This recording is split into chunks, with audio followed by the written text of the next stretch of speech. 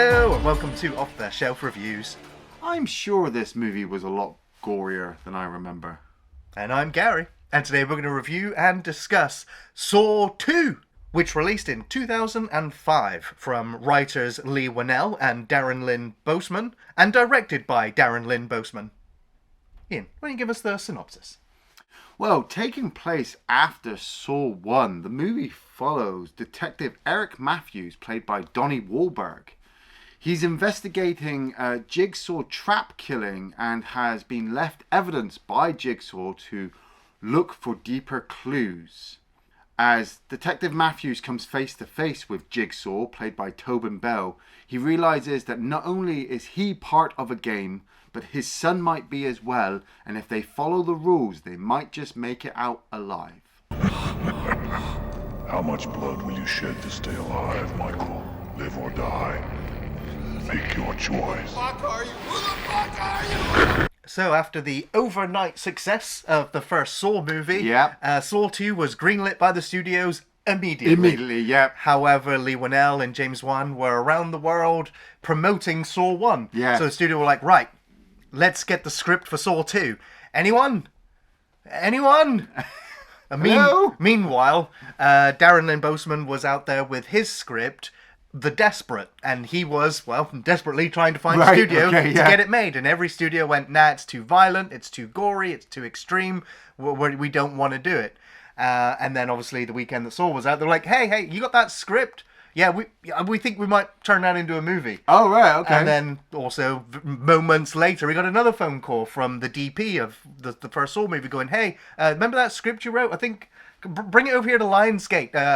We might want to look at that. Oh, right, So they brought him over, they sat him down and went, your script, we're going to turn that into Saw 2. We know it's not a Saw script you've written, but we're going to turn that into Saw 2. And he sold it. And then also became the director for this film. So he finally got to make his Desperate movie. Right. But they did also bring in Leigh Whannell, who wrote the first film, to come in and then bridge that script into the second Saw film. That's how he also gets writing credit. But it's like, something the Hellraiser would do, like in its late sequels. Exactly. Saw was like, yeah, we'll just do it right away because we ain't got one and we need to get production going right away. And then this film was shot in 25 days. It was all shot in one location. They kept the budget down, but they still, you can tell, had plenty more money this time around. That, weirdly enough, that explains a lot now about Saw 2 because I was watching it and I haven't watched Saw 2 in a long time. But I was sure it was a lot more gorier, a lot more shocking than I remembered. I was watching it making notes and thinking, Jesus Christ, this is nowhere as bad as the first movie. Right. And now I'm finding out that actually the director had already written this script. I mean, so I'm guessing The Desperate was about a bunch of people trapped in a house, having to deal with different traps. And Leigh Whannell was brought in to write in the wraparound story, which is now Detective Eric Matthews sat down with Jigsaw trying to save his son. Yeah, and that stuff I really, really like. Gary and I were talking before we turned the cameras on that what works for this one, works for the first one, is two people in one room just kind of conversing while the rest of the movie happens around them. Whereas I guess in this one they go, let's have 7 people and not chain them to anything. Yeah, they had to up the body count because obviously that's what you do in a horror sequel.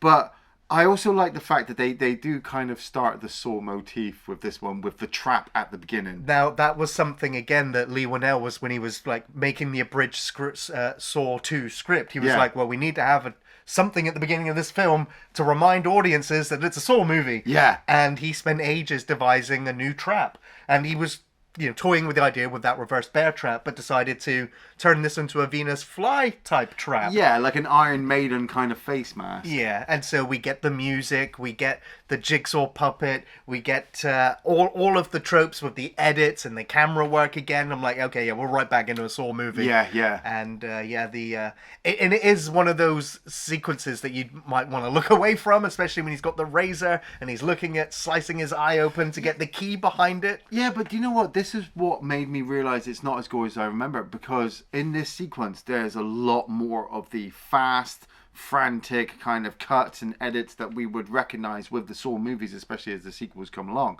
And yeah, all I was just like, I swear, we see him try to cut his eye, or we see him do something, but you don't. You honestly just, like, if he didn't get up from his chair, he must have been able to sit there for ages. Yeah, indefinitely. Indefinitely, but instead he gets up and he starts the 60-second countdown. Well, that's the same thing that happened with Amanda in the first one. They kind of triggered their own trap by panicking. Yeah. If they'd taken the time to actually look around and work it out, and it's not panicking, but the timer ticks down, and then all of a sudden the trap closes on his face, the guy's dead.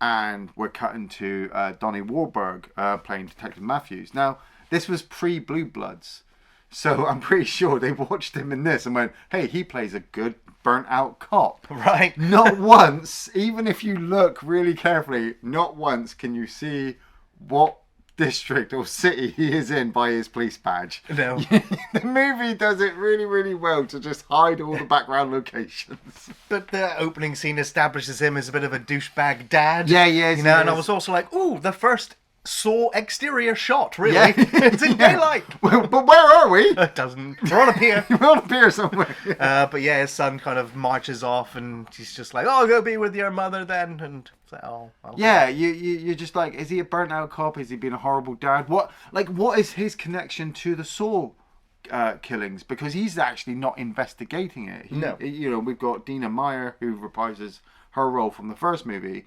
Kerry. The funny thing is, Wikipedia now, she's just called Kerry. Yeah, it's not like not lieutenant or detective. She's just Kerry. Yeah. I mean, she almost feels like a different person than she was in the last film, despite being the same part. So, okay. That's fine. But yeah, they get a call early on, don't they, as to Jigsaw's whereabouts. Yeah. So I was like, oh, wow, this is moving quickly. Yeah, so they get their SWAT team together and they head out to this location, and when they get there, the SWAT team move in. There's a little bit of a trap, which I was sure that, like I said, I was sure there was going to be some gory deaths, but one of them gets their shins broken, and then the rest of them get kind of electrocuted, not even killed. Yeah, because they're still on the floor, kind of complaining. But that was like Jigsaw's trap to stop intruders coming in. When they head up the stairs, they find Tobin Bell there, looking probably the youngest he will ever look in any of the barring movies. flashbacks, but yeah. Even in the flashbacks in he the looks later movies, older. he looks older because they don't even try to de-age him. And he's hooked up to all this medical equipment, so obviously they're retaining the idea that obviously he's still dying of the cancer that he had in the first one. And he's there and he's talking to Detective Matthews. And they realise that, shit, okay, there's all these TV monitors set up, and they are looking at about 7 or 8 other people locked in a house.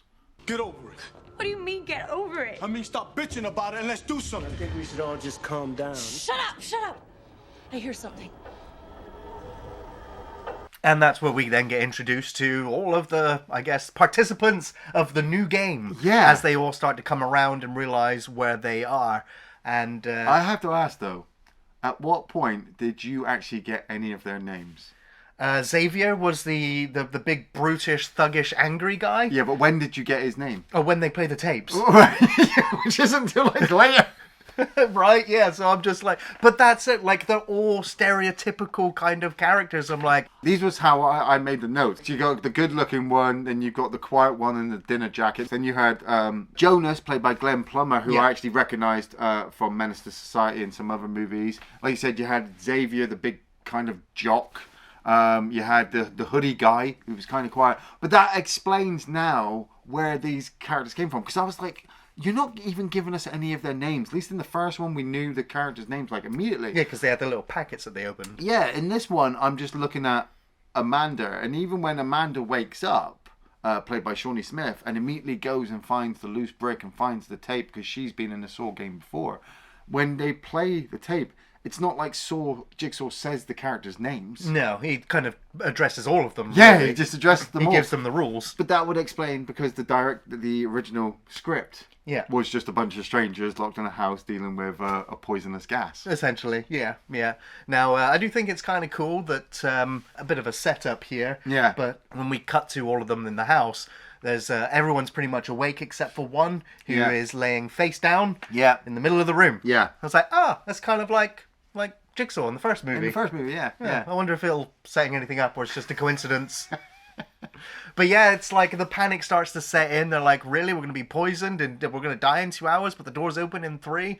And there's a key and there's a note that says, don't open that door. So he's like, okay, well, I'm going to put the key in there and I'm going to look for, I've been shot in the head. Shot in the face. It's like, that's one down. I don't have to worry about, I never learn his name. No, that's it. Like, Suit and Tie Man is dead. Right. And we have no idea what his connection really is. The cool thing is, like, I've always got to give credit to the writers for the Saw movies for writing the script for what Jigsaw says and then putting the clues in there. A lot of the times they are really, really fucking obvious. In the first one they had a really good one where he whispers, "Look for your heart," or look for the heart marker. In this one he actually says like, "Oh, the numbers are in the back of your head." Well, he doesn't quite say that, but they're at the back of your mind. Yeah. You just think real hard about it. Think real hard. And they were like, I'm so groggy. But we also noticed that Detective Matthews' son, Daniel, is in there as well. And so that then connects us back to going back to where Donnie Wahlberg is. And obviously he's absolutely pissed off now, angry, aggressive, starts shouting at Jigsaw, what does he want? And Jigsaw just basically says to him, look, there's a timer here. Yeah. Your son, when that timer is expired, your son will be revealed in a safe place. So just sit here and listen. But Detective Matthews can't do that. He just keeps getting irate, interrupting and yelling and screaming and getting pissy and then leaving. And Jigsaw's just like, I'll just stay here. I'll just wait this out.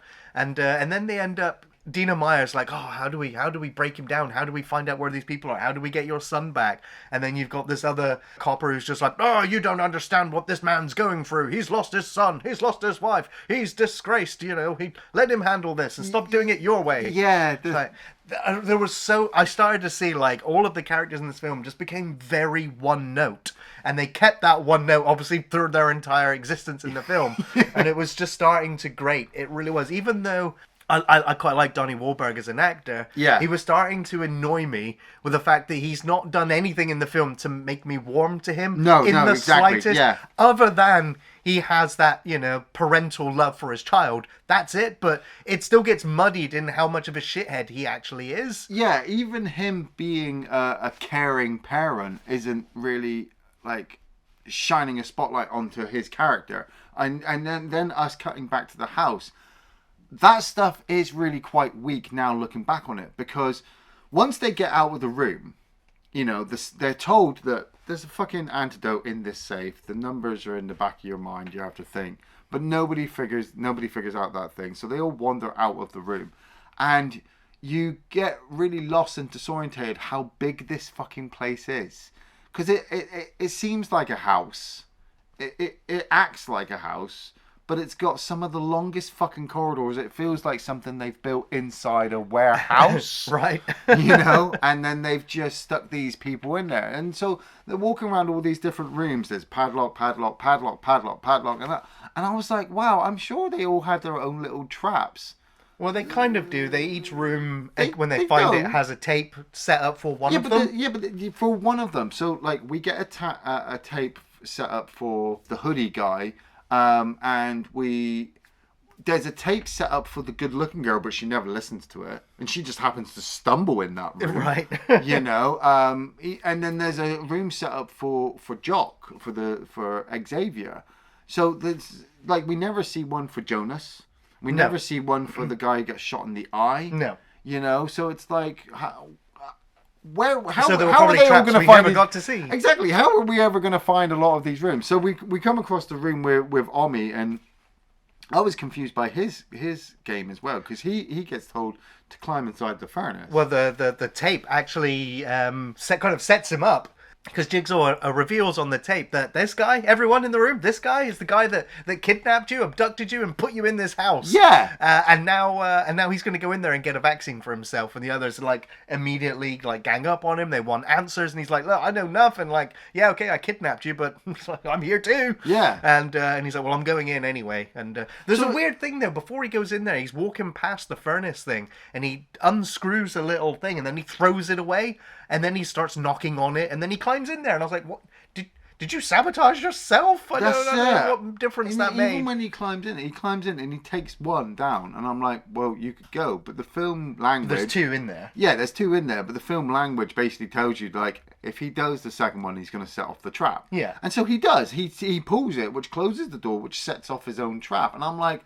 Any of you could have taken the time to break the glass or hold the door open or do anything. Like, they all know they're dying. They all know now at this point they're in a saw trap. And they all know he's about to get into a furnace. Yeah. Like, oh my God. Everyone is just sat around, looking around. Yeah, and granted, they're dying. They've been poisoned. But, like, come on. This is just the beginning of stupid decisions characters are going to make in this film. Which is a horror movie trope. Know, but when there's so many of them, it compounds the issue. And it's just when the flames start and he's in there, and I'm like, that could have been avoided. Yeah, and it's cool with him screaming, but honestly, like, it's not really that gory. Even when he does break out the glass, his skin isn't burnt off. He's got some burnt patches, yeah. I'm guessing it's internalized. He's cooked inside. Yeah, but that's what I'm saying. We're talking, this is Saw I know. 2. You expected skin dripping off the bones. Yeah, exactly. Even when his hand hits the glass, it's like not even a lot of blood. What I did like, though, was that even in the tape, it's just like, when you're in hell, only the devil can save you. And inside the furnace, there's the picture of the devil pointing to the dial. Nice. And he just, obviously, he's too scared. He's up in the corner. He won't go into the fire to do it. And he dies. He dies.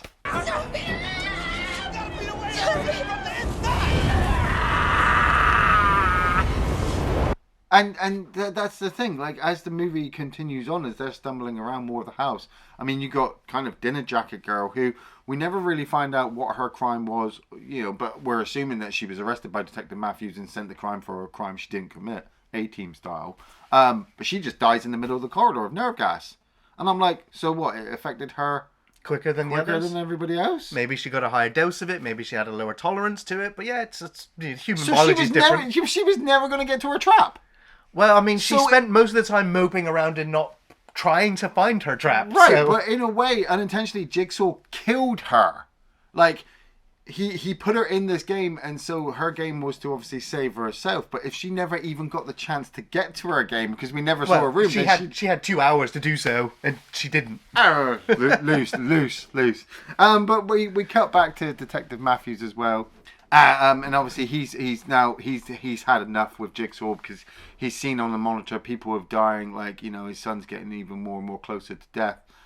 So he beats Jigsaw up. And before that, though, he actually has the new plan, doesn't he? He's just like, oh, you know, Jigsaw has his legacy and he has all of his work, and, you know, serial killers love the press and being famous. Yeah. So I'm going to start ripping up all of his documents and all of his trap designs. Jigsaw don't give a shit. Yeah, and Jigsaw's just like, you can destroy all this if you want. It's not going to make any difference when I'm gone. Yeah. So, and he's just like, yeah, I love that Jigsaw just has the power in this scene, even though he's the one who's dying and has been arrested in court. Yeah, that's really, you know, the deepness of the Saw character, because when he starts to explain to Detective Matthews, like, look, you know, all of this is fleeting, like, I've got cancer, I was gonna die, so I went to commit suicide and I didn't die, so because of that I've taken it upon myself to make people appreciate their life much as I'm appreciating my life now. You got all that from that sequence? Yeah. Because all I got was I'm nearly dying, and then I never live, and then I'm gonna go and fit down other people. I mean, no offense, mate. I had the subtitles on. I'm over 40. I've got to fucking hear this shit. So I was like, what was that? Say again, Jigsaw? Can you put it on a tape? Because it sounds much clearer on a tape. I don't know. The voice changer helps. Still don't understand. Those who don't appreciate life do not deserve life. My son appreciates his life. but do you appreciate yours? But no, he mumbled his way through that scene, but he kept his composure and his intensity, though. So even though he was mumbling, it sounded like mumbles. It's Tobin Bell. He's going to kind of talk like this. Yeah, exactly. Maintain. He's always talked like that. But it was just a massive contrast to angry, super angry Donnie Wahlberg. Yes. Like, give me back my son. Where is he? Yeah. Where is he? Why did you say that name? But yeah, Jigsaw takes the beating, and then he's just like, you know what, fine, okay, game over. I'm going to take you to this house. And the tech team as well that work for the SWAT team, they've been trying to localize the source of the signal coming from the TVs and stuff. So the tech team send the SWAT team in one direction, and we follow Donnie Wahlberg and Jigsaw going in another direction. At the same time, the people in the house are coming real close to their deaths.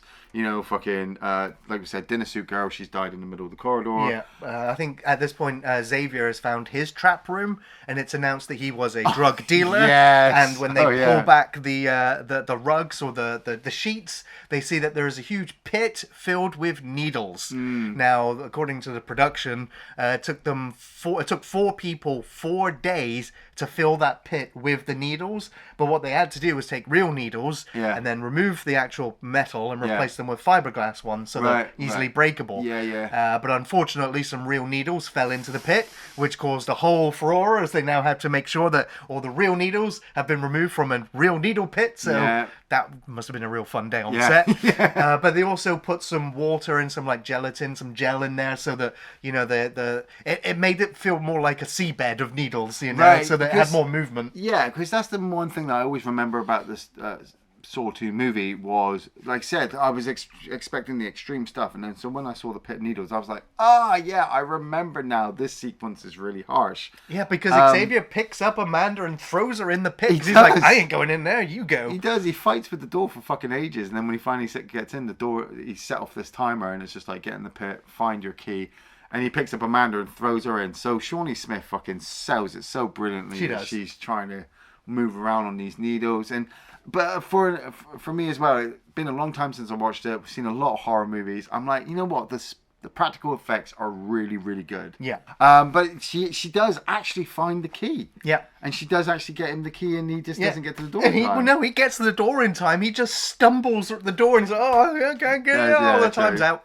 Yeah. Oh, damn. So Amanda went through all that for nothing. For nothing. Damn. But it's like we said, it's like with the good-looking girl. She stumbles into her door. I don't know how far she wandered around how big this place is, because she gets completely separated from everyone. And then when she stumbles into her room, or we think it's her room, she comes across this trap with these 2 boxes. She doesn't even listen to the tape. She just puts her hands into the trap. What goes to grab the needle, fucks it up, and then she's trapped in there, cutting her hands to pieces because the entrance It's a nasty looking trap, isn't it? Yeah. You're just like, because when your hands are in there, because the way they fold, if you're panicking, that's it. You're literally just going to cut your hands off. Yeah. And well, I mean, she ruins the antidote straight away as well, doesn't she? Because she fumbles it and then she goes to pick up the bottom part, so she's already ruined it, and then she's stuck in there and she's screaming for help. And then of course here comes Xavier to come in, and he's just like, I can see you're trapped there, but actually I just want the number on the back of your neck. That's it. See ya. Because he's figured it out. He went back to the original room, got away from everybody, figured out that there were numbers on the back of people's necks. He has a confrontation with Jonas, who Jonas wants to work with him for a little bit because they've been in prison, so let's work like we were back in prison. And Xavier kind of threatens him with a knife, and they fight, and so he nails Jonas in the back of the head with a spiked bat. Yeah. I'm like, we didn't even get to see Jonas's fucking trap room either. Like, oh man, like such a lame death, really. Like for a Saw movie, it's like, oh. I mean, it makes sense for a shitty fucking crappy script horror movie where a bunch of people are trapped in there, but for a Saw movie, you're like, where's the traps, man? People should be dying in traps. They should be dying in traps. And lo and behold, the girl in the wrist trap is probably the last trap of the movie. Yeah. Now, I just want to say as well that I love the way that this trap was designed with an easy out. that is kind of hard to... It's easy to miss. Right, but right. I imagine if you were in the situation in that room and you weren't panicking, you would see it. Yeah. And the filmmakers even left it dangling there for you to see, but they blurred it out. Right. When she puts her hands in the box, there's literally a padlock with the key still inside it, hanging at the top. So if you put your hand all the way in, you can then just grab the key and unlock it and dismantle the whole trap. But of course, you see the antidote, your hands go in and you grab it. You're stumbling for death as well. Exactly. So I was just like, it's kind of cool that Jigsaw knew, like, I can put the solution right there, but you're going to be in such a panic and such a rush that you just completely miss it. Yeah. So like, that's cool. Well, that's the cool little details as well with the Saw movies, is that if you're enjoying it and you look in the background, you get those little details that the filmmakers have not left out intentionally because they don't think their audience are fucking just going to switch their brains off. The audience actually want to catch all those little details. But I also think, like, with the needle pit, like, when they uncovered it, like, at the top, it was all of the sheets and bed covers and stuff. And I was like, that would have made going into the pit that much more safer. Yes. They could have, if they'd just been smarter as people. Yeah. These traps in this film are probably the easiest to solve or overcome in the entire franchise. Well, they all are, really. You know, a lot of the times, especially when you have the group Saw movies, if they work together, they would work them out. But it's always the aggressiveness and the egos and all that kind of stuff that kind of ruins all that. Yeah, it's just for once I would like to see some smart prisoners, I guess, try to overcome and... But then again, I do want to see them die in gruesome, horrible ways because it's a Saw movie. That's it. There's a couple. I think there's a couple coming up in some sequels that you go, oh, and then they die, and you're like, oh, yeah. But especially with this one, like, Xavier is now going around looking for the code from everybody's name. Like, I don't know, like, how long is this fucking code, and how is he going to remember it? Get all the numbers, get all the way back to the safe room, take it out, and get the fucking. You stop thinking about it. We don't have to worry about that anyway because Jigsaw's kind of set up. The X marks the spot. It was the thing that Laura marked before she died. Yeah. And when they pull back the painting, they see a picture in there of Eric and Daniel, father and son. Yeah. And so, like, everyone in there had been arrested by him, as we found out, had also been set up. And so it makes everybody in there immediately angry, except Amanda, who's like, you're a small boy. They kind of had a flirty look. She's kind of taking care of him, kind of thing, which works in with her character. So she's trying to escape with him to get away from Xavier, and they end up opening a door into this giant bathroom with two corpses in it. Well, they get through the hole in the floor where the safe was, and they go through this tunnel system, and at the same time, Detective Matthews has turned up at the house with Jigsaw, and he's worked his way in, and he's working his way down to the basement as well. At the same time, on top of that, the SWAT team have gotten to another house, and they've gone in and found out that all of the footage that they've been watching hasn't been live. It's been pre-recorded, and it's been broadcast to where Dina Meyer is. So she realizes that actually all of the deaths that we've seen have actually happened already. And so when Eric finally gets down to the same bathroom that was in the first Saw movie with the body of Adam and Zepp, you know, we find that Xavier is already dead because he's already been killed by Amanda. And as Eric makes his way over to the bath and goes to find what he thinks is his son and finds it's one of the pig people instead, he's injected and knocked out. And it's revealed, and I suppose this is for me where Saw really started to take off, because a lot of horror sequels up the ante but don't really up the story. You know, maybe Halloween 2, still the penultimate one, where it just ends and it's just like, look, this is how we finish a horror sequel.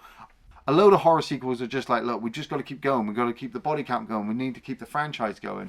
So in this one, it gets to the end and says, right, here's everything you missed. Like, it was fine that the first film did that, and it did it in rapid cuts, like machine gun rapid cuts. This one went, here's audio and snippets, like, it broke down every scene into like 3 seconds. I was like, you didn't need this overlong recap right at the end. Well, they did. It's a Saw thing. Oh, but that is it. This is a Saw thing, and obviously the same editor from the first film edited this one, and literally, even though it wasn't James Wan directing, they just emulated the feel and vibe and style of the first film. Yeah. Even though it was done as a necessity because they didn't have the coverage or the footage for the film. Yeah. So even though they did this time, they still edited it that way, which I guess it keeps it consistent within the Saw film series. Yeah. But it's still kind of grating and it's still kind of annoying. However, it's also saved by a fantastic musical score, which really elevates the whole twist shock ending as Amanda is now standing over Eric Matthews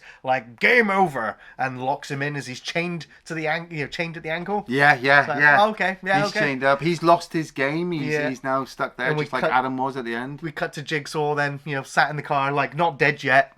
Kind of smiling? Was he smiling? He's smiling. He's laughing. He's won. The game over. He won again. He got it, yeah.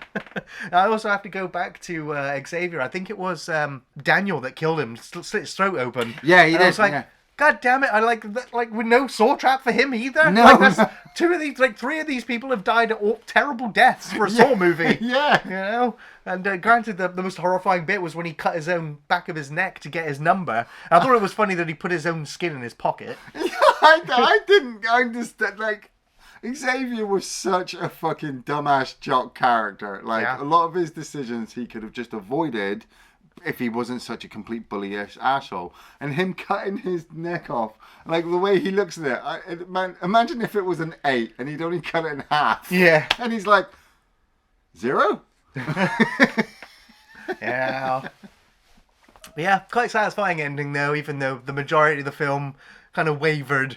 Yeah, it sets up another Saw movie, which is really good because for me, a lot of horror movies, a lot of horror franchises had done that, had set up their next movie, but I didn't want to. I kind of really didn't want to. Maybe Friday the 13th was the only one where I'm seeing Jason dead and I'm like, oh, I can't wait for him to come back and kill teens all over again. The same with Jigsaw. I was like, oh, Jigsaw's not dead. I can't wait for him to stick stupid people in stupid traps. Yeah. Well, Ian, what were your favourite stupid traps? Lots of stupid traps. I mean, the one that always sticks with my mind now, especially after rewatching it, has got to be the needle trap. I think Shawnee Smith does a fucking amazing job. Looking scared, looking hurt, like you said, seeing them sticking out of her body, gladly knowing that they had taken out all of the needles and put in fiberglass ones, because even the close-ups make the needles look dirty. They do. So, like, I know it's fake and I know it's just practical effect, but at the same time, when I'm seeing her stuck there, I'm thinking, man, all she's got is AIDS and HIV now. I mean, imagine you've just made all these traps. You've set all these people up. Nobody are going in the rooms, right. And you get thrown in there yourself. I'd be fucking pissed. I do kind of like the Iron Maiden trap at the beginning, but maybe I just like it because nostalgically, I know that now every movie is going to start with a trap, and people are just going to get fucked up even more. I love seeing Tobin Bell doing his John Kramer Jigsaw stuff. Maybe I like the John Kramer start as well. His backstory and how that just starts getting more elaborate and more deep as the movies go on. Oh man, I just can't wait for number 3. Yours? I did actually struggle to come up with some favourite scenes, but I guess I'll go with some of the more memorable moments. And the opening trap, it's the most Saw feeling or scene of the entire movie. It's a single person waking up in a horrible mechanized trap with a timer. Yeah. Like, that for me is the most Saw this film is in its entirety. So yeah, quite memorable way to start the film. Sets you up. It reminds you where you are. You're back in a Saw movie. Yeah. Flame grilled Obi. Yeah. Like, I think that was the most vicious and cruel trap. Just because of the fire, it's the fact that it's an extended death. He's in there for a long time as the flames creep up the furnace, as he starts to get set on fire, as he then just roasts in there as they struggle to get him out. It was like, man, that was elongated and it was stressful. Yeah. So yeah, very memorable death. Tobin Bell mumbling to an angry Donnie Wahlberg. Like, I guess this is the most acting we get from the two leads of the film, really. And it was not so much how he was saying it, but what he was saying was kind of interesting. And so it kind of just reminds you why Jigsaw's doing what he's doing. It's still you still don't quite understand his rationale, where he's just like, well, I was dying of cancer and I tried to kill myself and nature wouldn't do it, so I just thought, well, I'll just start experimenting on people. And it's like, oh, okay, John, okay. Yeah, it is like that. Yeah. Is ticking, John. But most people have the luxury of not knowing when that clock's gonna go off. And the irony of it is that keeps them from really living their life. It keeps them I really liked it when they did open up into that bathroom set. They recreated, obviously they destroyed the set from the first film, but I think they very faithfully recreated it. I couldn't tell that it was... The way the lights pop on, just like in the first exactly, movie. Like, I don't know if they reused the shot, maybe, or if they rebuilt it entirely that way, but it was cool just to see. I mean, they got the continuity mostly right in the film, but except for Zepp, who's laying there, I was like, didn't he get bludgeoned like 20 times? He did, so his face should have It should have been mushed, in. but like, no, it's not. But yeah, it was kind of sad to see Adam sat back there. I'm like, he never did get out. No. Never did get out. Oh, well. And of course, the Amanda twist at the end, like, obviously you can only experience that twist once. Then again, if you've seen any of the later sequels or played any of the games, you're just like, oh, like, yeah, that twist is out there. Yeah. So it very much does lessen the impact of this film. Whereas in rewatching the first one, like we all know at this point that he's there, but it doesn't ruin the film for me. Whereas the Amanda twist in this one kind of does a little bit. Yeah. But yeah. Ian? Do you recommend Saw 2? I do recommend Saw 2, but at the same time, like I said it in the first film review, like you could easily just stop with Saw 1 and just not bother watching any of the other sequels ever again. It just stays self-contained in that one movie and is rewatchable over and over again as that one movie. If you watch Saw 2, you are now on the ride for watching all the other sequels, and I personally enjoy them because they have a story continuity that goes all the way through. Yes, it gets a little bit confusing. Yes, it gets a little bit diluted. Yes, it goes a little bit all over the place. But I like that because some horror movies are just so easily, flowable and bland that you don't care. You just want the killer to go in there and kill some people and you'll enjoy it. At least with these Saw movies, especially number 2, we get the introduction of newer characters, the introduction of newer traps, the introduction of just newer ideas that a horror movie could be more than just blood and guts. Yeah.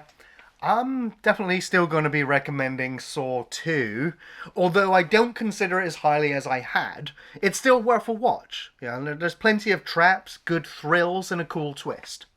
Saw 2 ramps up the body count and it delivers more fodder for Jigsaw. It's more of the same, but with a bigger set, bigger production value, and a little bit more gore. But it's not really ever in excess, the gore. My complaints of the jarring edits from Saw 1 continue as Kevin Greutert overuses the flashy jump cuts to spice up the action, but sometimes it's to comical effect. A lot of the characters, or fodder, are mostly one-note characters. None of them are particularly interesting, with exception to perhaps John and Amanda. And as the twists play out, it's easy to root for the villains as they were the more developed characters.